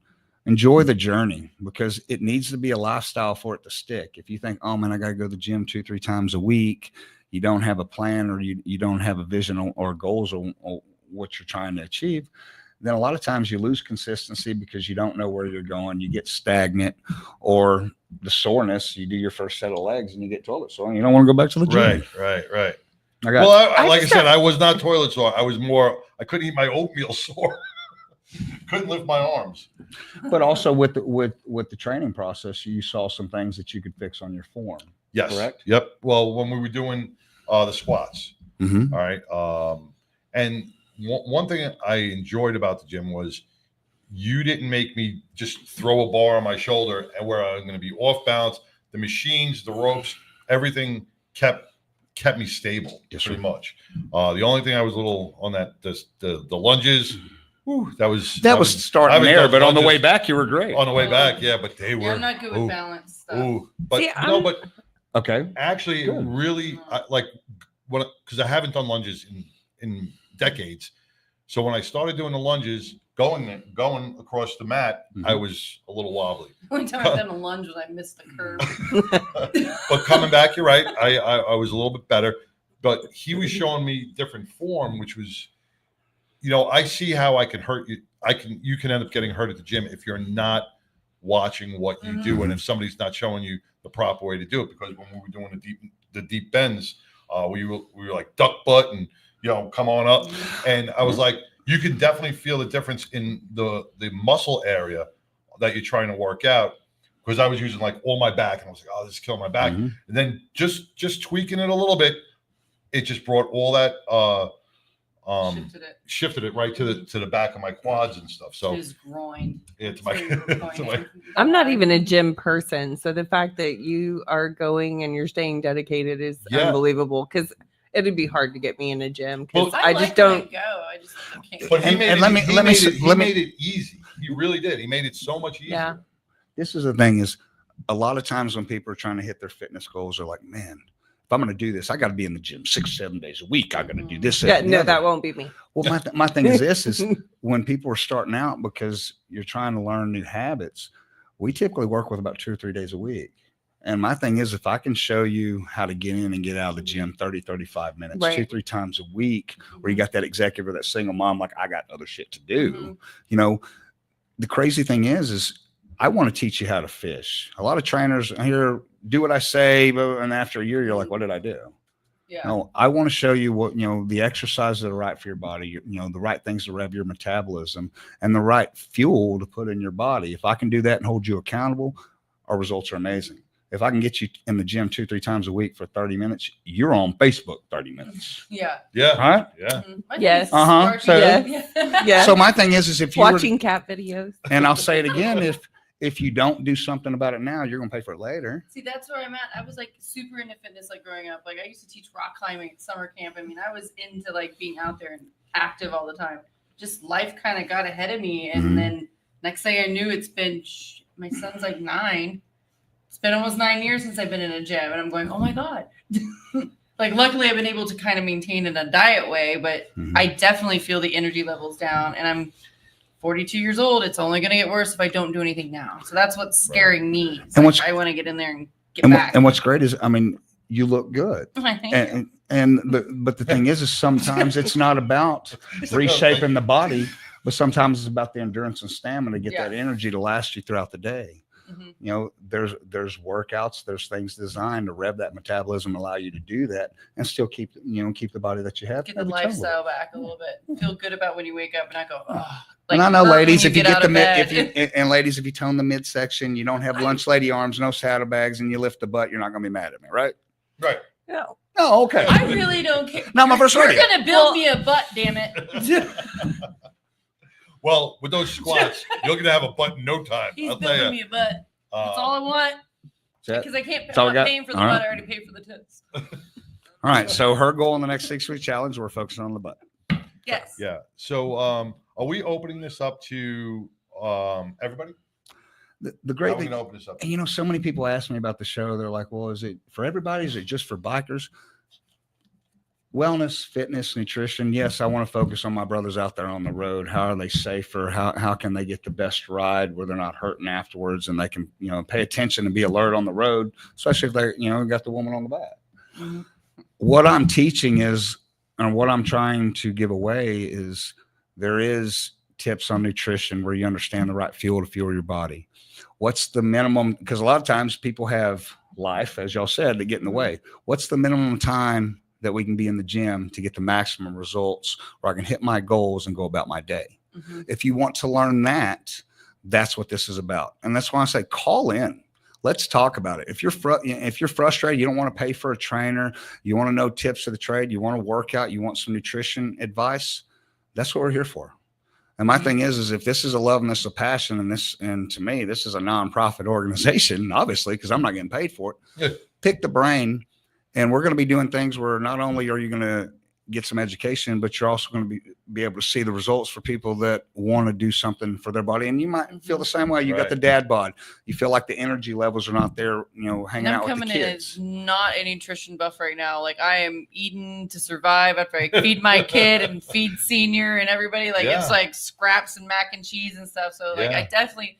I mean, I'm aware. Like, I know, like, don't eat too much of the fried stuff. Like, eat a salad. Like, I love salad. But, like, yeah, you get off track real easy. It's been 2 pizzas this week, you know, like you get off track. Especially when you got the kids at home. Yeah. When you got the 9-year-old home and he's not, you know, you're not cooking. He eats half his meal, and I'm like, ooh. But you're not cooking salmon for him, or he actually likes that really? stuff. So I do. Yeah, actually, we do cook. I actually am a good cook. No, I'm saying because most kids, you end up cooking for the kids, and they're not going to eat the healthy crap. They're not, you know, so you end up eating whatever you do. It's quick. Yeah, that's quick, what messes me up. Is you do it's quick because everybody's tired and everybody wants something at different times. And you're just like, so my question to you is this: is if you knew what kind of grain, i.e., a brown rice, quinoa, couscous, whatever, you got your grain situated, and then you got your protein situated, and you knew what your greens that you were serving on that'll cover all your macronutrients. So why would your kids, or why would the family turn their nose up at something if, hey, it's the protein they like,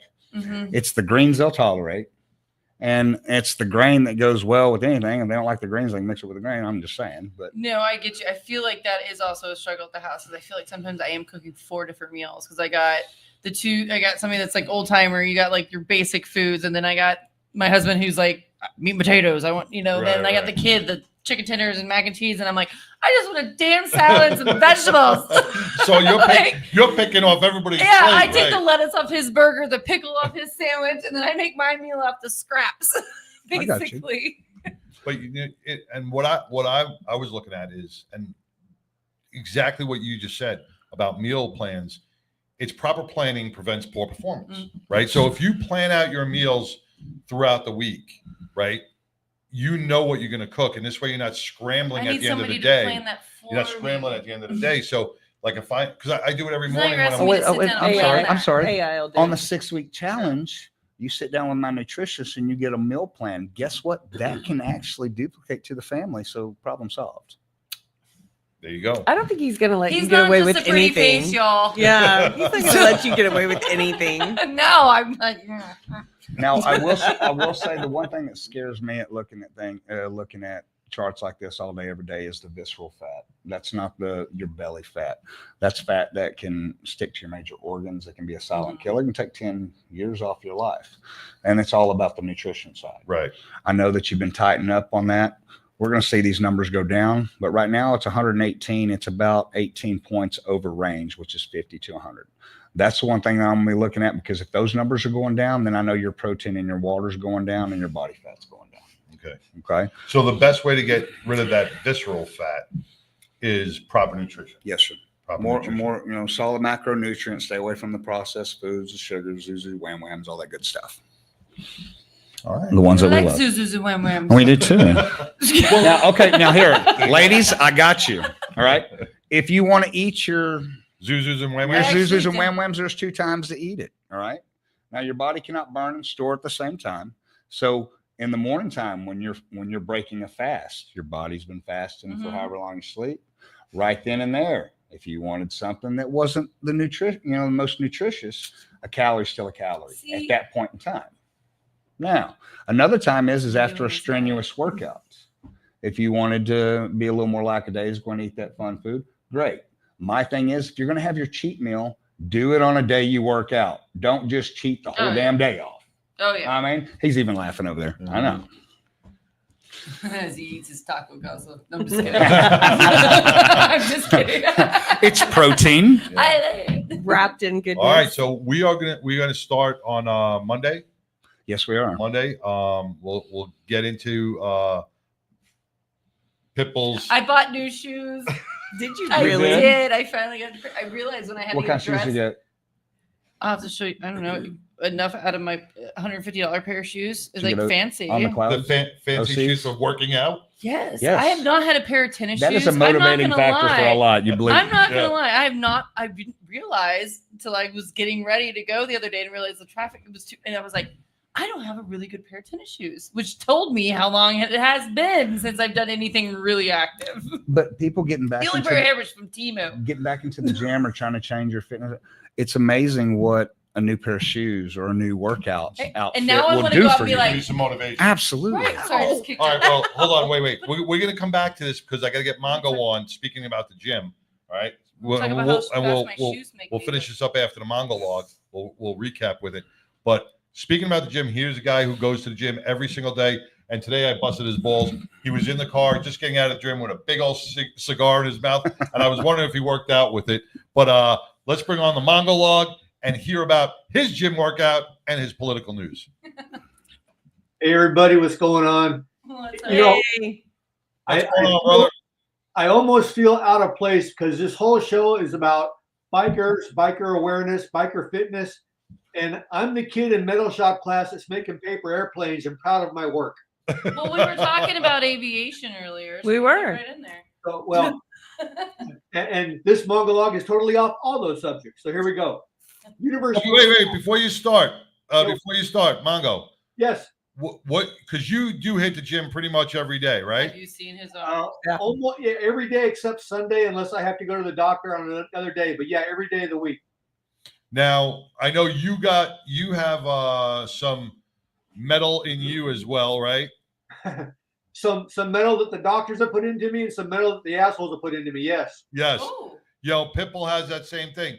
How do you feel that does that impede your workout, or do you have to readjust for different workouts? I've only had to adjust a few things because I have some limited, not necessarily mobility, but some pain associated with one of my shoulders, which is totally replaced. I had that done 2 years ago. It's never come back. I've got people going, I was playing golf 4 months after my shoulder replacement. Well, shit, I never played golf in my life and I still can't play, but my shoulder feels like shit. But for the most part, I can do almost not as much bench pressing anymore because I can't get in that position. It hurts my body, but I can bench press on a Smith machine. So I've made adjustments to my workouts. Obviously, I'm not what I was once before, but I'm trying my best to maintain what I have. Gotcha. Hey, Mongo, can I ask you a question? Yeah. After that shoulder surgery, and it's been about 2 years, you still feel it? You still have some pains in that shoulder? Yes. All right. Question for you: when you sleep, and I've had this issue before, are you a side sleeper? No, ever since my injuries, and about 21 years ago, I was shot twice and I was paralyzed from the neck down. Ever since then, I'm a back sleeper. Okay. And I usually put my my arm on a pillow just to get my shoulder in a good position where it's comfortable throughout the night. Good deal. You bring up a good point, and I want to stress a lot of times people, they have active lifestyles, and then obviously you don't build when you're awake. It's when you sleep, and a lot of people sleep on their shoulders, and they work that shoulder out during the day, and then when it's healing, it's all wrapped up because you're sleeping on it, and then the next day you got to stretch that out, and over time people falsely think that they have shoulder problems and need shoulder surgery, when all reality, I can take a tennis ball, put on that side, wrap a string around you so you don't turn on that side, so you actually sleep on your back and their shoulder problems go away. So Right. I'm glad you brought that up, but I'm good you don't sleep on your shoulder, because that would definitely irritate it. I always I can rarely even lay on my shoulder for a few minutes just to pet my dog or talk to my wife, but I'm on my back. You say slap your wife? What do you do? pet the dog and slap his What do you leg. do more? Pet your dog or talk to your wife? Oh, Dog. I pet one of them. I'm not sure. All right, Mongo. Well, I appreciate sharing with us. You sharing those workout. Hey, and I'm actually trying to keep up with you guys on the fitness challenge, because my wife and I 2 weeks ago we bought the nutritional meals that come in the ice pack, and you eat only their meals. It's kind of expensive, so we got off of it, but it actually reduced the amount of food that we take in every day. And my wife's really good about cooking good dinners. I have a good breakfast and a very small lunch, and our snacks throughout the day are we have a tray of vegetables and cut fruit out. So if we walk into the kitchen, we want to take a carrot stick, we'll grab a carrot stick or a cherry tomato, but we're not eating crap food anymore. Nice. Yeah. Well, it's a California lifestyle, isn't it? Yeah, well, so they say. Here in Texas, we put brisket, tacos. Yeah. Mongo, are you on that Baja diet? Where does bourbon fall into that nutritional look? That's Well, for a breakfast. condiment. Yeah, that's for Well, breakfast. Well, in Texas, condiment. that's standard. In California, I think it's called a Baja diet. All right, so here we go. Let's get into the Mongo log. All right, Universe 25. Cannibalism, asexuality, and a violent society that collapses. This sounds like a Mad Max plot line, but is actually the track that the human society is potentially attempting to chase. In 1972, John Calhoun detailed the specifications of a utopia designed for mice. It was built in a laboratory. Every aspect of his Universe 25, as this particular model was called, was designed to cater for the well-being of its rodent residents. It increased their lifespan and allowed them to mate.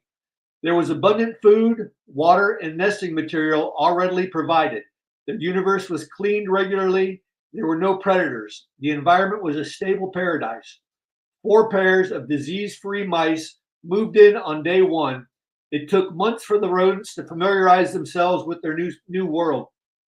Then they started to reproduce, and the population increased exponentially, doubling every 55 days. Those were some good times in their rodent paradise. Safety and security, hanging out with your friends, free food, and free sex with all the women mice. On day 315, the mice population had exploded, rubbing shoulders on their way up and down their stairwell to freely eat, drink, and sleep. But over time, the population growth slowed. The young found themselves born into a world with far more mice than meaningful social roles. Males faced a lot of competitors to defend their territory against. Many found it so stressful that they gave up normal discourse. The community broke down, and with it, the ability of the mice to form social bonds. Grown females retreated to isolated nesting boxes on the penthouse levels. Some lone males, a group that was referred to as the beautiful ones, never sought sex and never fought. They just ate, slept, and groomed, wrapped in narcissistic introspection, much like 12. Elsewhere, cannibalism, asexuality, and violence became endemic. The mouse society had collapsed. On day 560, the population peaked at 2,200 mice. Few young mice survived past weaning. On day 600, after which there were few pregnancies and no surviving young, the population had stopped regenerating itself. Its path to extinction was inevitable. The mice lost the capacity to rebuild their numbers. Any that could still reproduce, such as the beautiful ones and their female counterparts, had lost the social ability to do so. Day 920 was the last conception. Apparently, 2 of the mice had one last poke for the road. The last mouse died on May 23, 1973, 4 years and 10 months after the initial colonization. It was said that the creatures had died 2 deaths. The first death was their spirit and their society. The second death was of their physical body. Calhoun had created utopian environments for rats and mice since the 1940s with consistent results. Overpopulation leads to explosive violence and hypersexual activity, followed by asexuality, self-destruction, and finally extinction. His research is widely cited paper concerning population density and social pathology.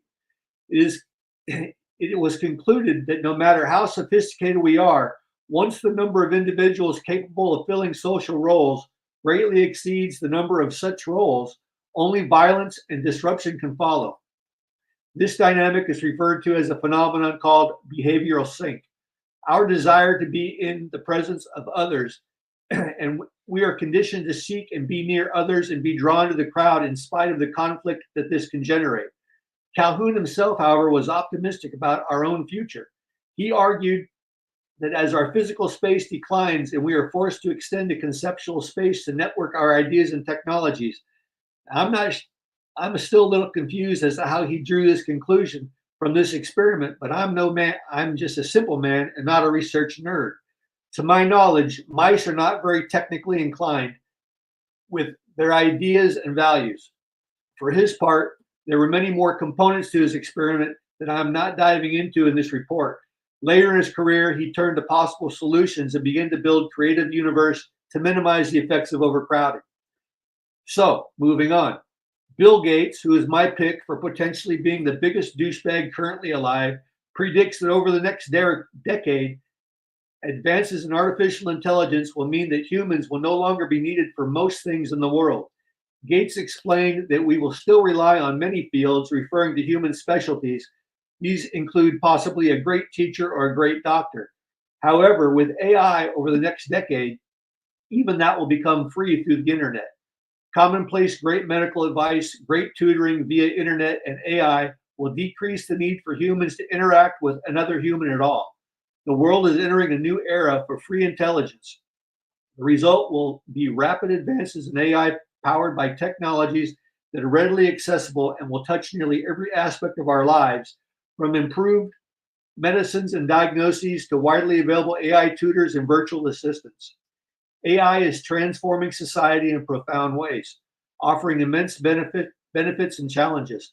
Its impact spans various sectors, enhancing productivity and driving innovations. However, ethical considerations must be addressed to ensure fair and responsible AI development. Balancing progress with privacy, fairness, and accountability is crucial. By navigating these challenges wisely, we can harness AI's potential for a better future. Embracing ethical AI will help create a more equitable and sustainable world.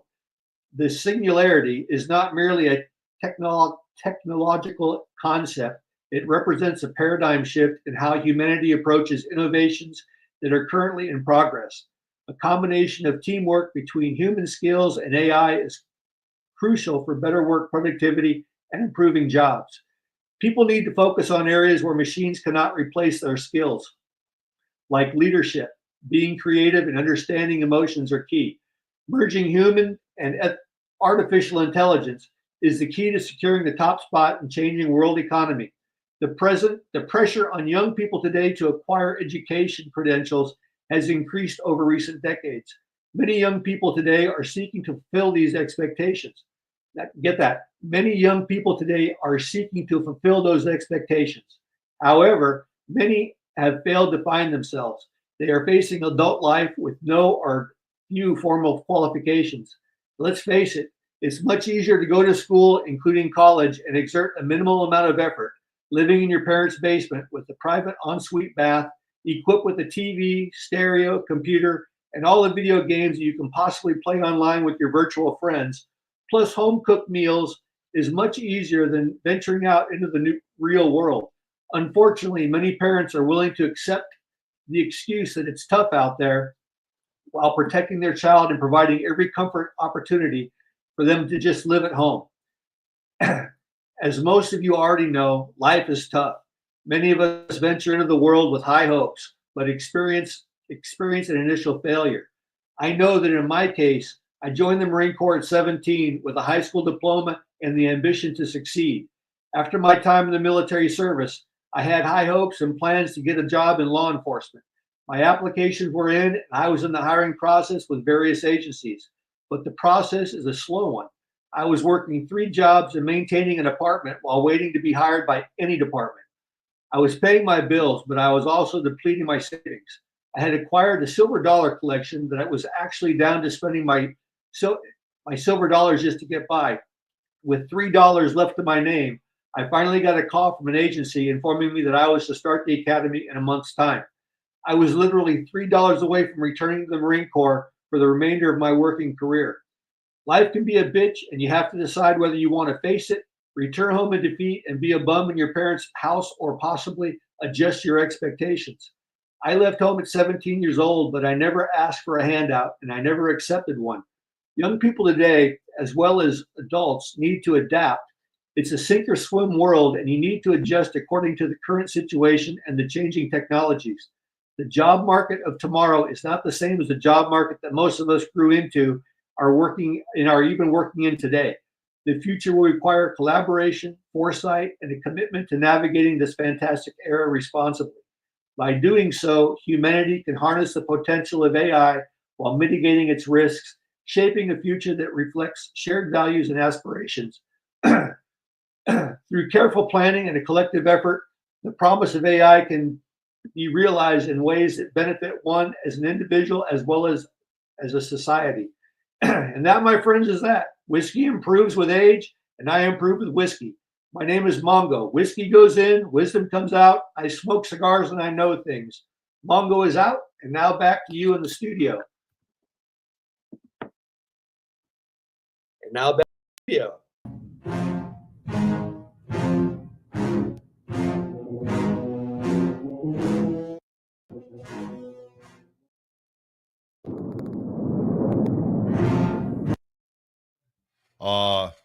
You brought so many great points up. And the one thing I want to, when we talk about the job market, when we talk about kids just sitting on their parents' couch, that is happening more and more these days, where I remember kids would be out of their house at 17, 18 years old. Now they're in their late 20s, early 30s, and still living at home, and did you hear that Texas politician the other day who said, she was saying, she's on one hand, she wants to keep all the immigrants here, but because nobody will take those farm jobs, and we ain't going back out and picking cotton, and we ain't doing this, and we ain't doing these warehouse jobs, leave those for the immigrants. I'm just paraphrasing, but that's the message she was kind of giving out. Did you hear that?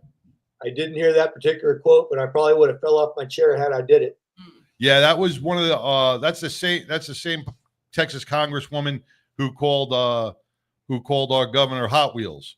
Oh yeah, no, she's a winner. Yeah, lovely lady. Yeah, she talked about we're not going back to the farmers, and we're not going to go back to picking cotton and everything else.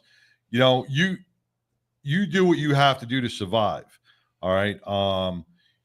If it's farming, if it's warehouse, if it's forklift, take pride in a job that you are capable of doing to make you survive, and always thrive to move further up. But right now we got politicians that are saying to these kids that you're above that job when they really aren't. They don't have the education. They don't have the life experience. They have to earn it. And it's, once again, let's give everybody that participation trophy and make them a scholar when they're actually really not. Being a parent's not easy. I mean, I raised my kids as a single parent. And both of my kids at one time in their lives decided it's time to move out. So they moved out, venturing. With my son, it was more of a fight, and he left. But at different times, they both came back and said, "Can we move back home?" And my answer was, "No, you may not. Nope. Sink or swim." And today they're doing great. My daughter's a successful teacher with a great family. My son's got a military career as a pilot with a family. They're doing great. Sometimes you just have to. It was tough. I mean, it hurt me to say no, but you have to sometimes make the tough decision for your kids. Yeah. Mm-hmm. Tough love. It is. I ain't raising no pussies. What I used to tell my mom. Yeah, you really have to. And as a parent, it's probably one of the toughest decisions you have to make. But if you raise them right throughout up to that point, if you raise them right, they will succeed. They will figure it out and they will move on. If you raise, like you said, if you raise a pussy all their life by giving them everything they want, they're going to fail. They're going to sink, Oh, yeah. Kids can be spoiled, but given fair and firm. I mean, that's the thing about it, But you got to earn it too. But they do have to earn it. I agree, but bottom line is raise your kids or you'll raise your grandkids. Yeah. Oh, Yeah, no doubt. Yep. Ooh. Yep. That's spot That's on, why man. I always say too, because I only have a son. I only have to worry about one dick, not all the dicks. Well, one could cause a lot of problems. True, but so can a lot of dicks. Well, Mongo, I do appreciate it, man. Thank you so much once again for an amazing Mongo log. Did you get your computer fixed? Did you retrieve all those things? Yeah, no, I did, and I was actually I just kept messing around, and all of a sudden, like magic, it all reappeared. My wife said, "What'd you do?" I go, "I have no idea." I said, "But I'm not bitching about it." Waited 30 seconds. I was gonna say. He texted me the other day. He goes, "I don't know what I did, man." He goes, "I lost everything on my phone and my computer. Everything's down. I got no Mongo logs. I've been writing them for weeks." And, Probably just hit all the icons. Yeah. Yeah. I was. So I'm IT, so it's one of those things. Yeah. No, as long don't as you call didn't get me. the blue screen of death, you're good. Yeah. Just shut it down. Restart. Yeah. Reboot it up. Yeah. All right, Mongo. Thanks again, brother. And we will be talking to you soon. Adios. We'll Bye, talk to you. Mongo. Adios, Mongo. brother. All right. Man, that was Mongo with the Mongo log. His wisdom is his perspective, and his perspective is his wisdom. So you take it for what it is worth. He does a lot of research. He gets it from a lot of different channels and a lot of different editorials. So he brings everything into one giant, truthful, his perspective Mongo log. Mm-hmm. So I want to thank you, Mongo, for bringing all that and putting so much work into it. Once again, we are running out of time, but Flex, what are we looking forward to for next week?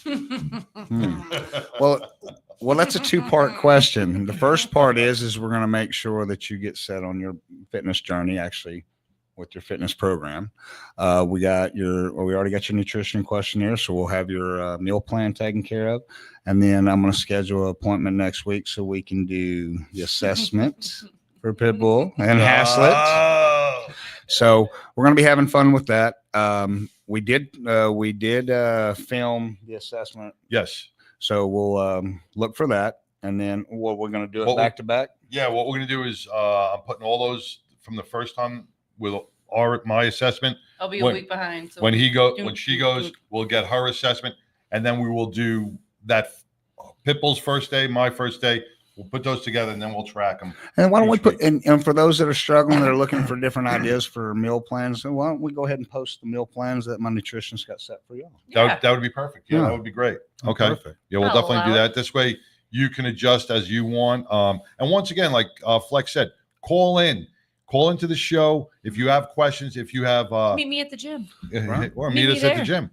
But you can call into the show at any time and Flex will answer your questions and give you the proper guidance. And if not, if you can't do it via phone call, they'll say meet him at the gym and you can work things out. Yes, sir.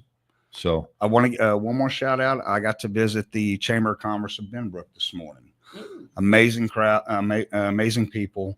We're going to be doing some work with them. Also, I see Frank's been commenting for us. Frank with Rip Fitness. He was talking about the shoulder issues. Thank you, Frank. I'm going to be at Rip Fitness all day tomorrow.